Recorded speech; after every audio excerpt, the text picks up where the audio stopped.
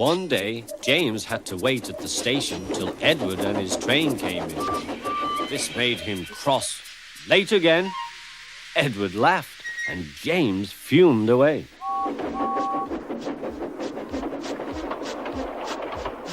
After James had finished his work, he went back to the yard and puffed onto the turntable.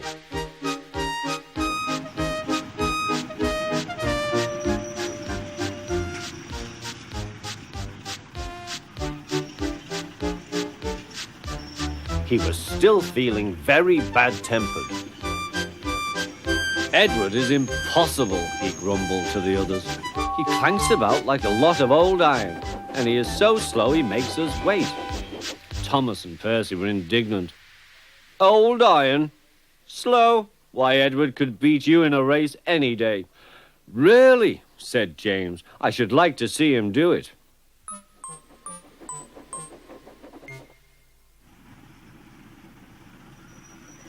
Next morning, James's driver was suddenly taken ill.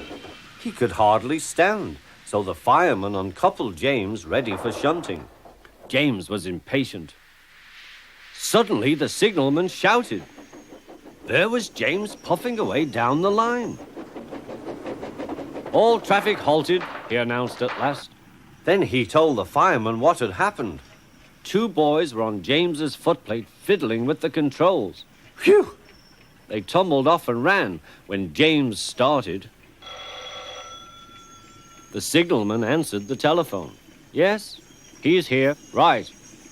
I'll tell him.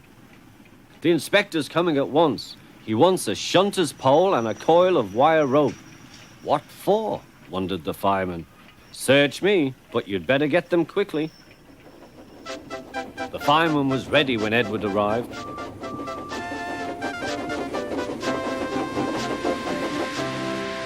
The inspector saw the pole and the rope. Good man, jump in. We'll catch him, puffed Edward. James was laughing.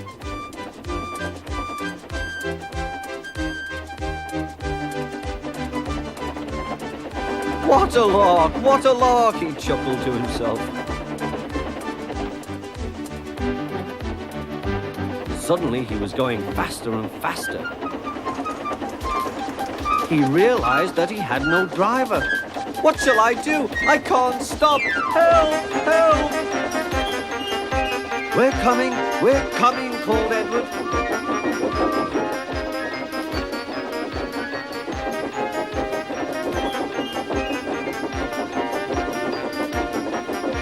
Edward was panting up behind with every ounce of steam he had. At last he caught up with James.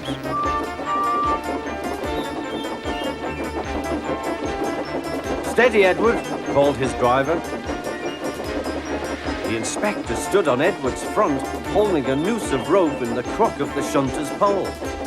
He was trying to slip it over James's buffer. The engine swayed and lurched. At last! Got him! He shouted. He pulled the noose tight.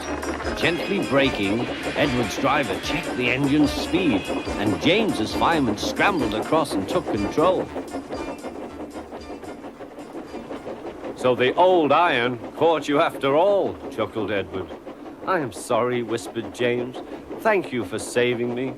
You were splendid, Edward. That's all right, replied Edward.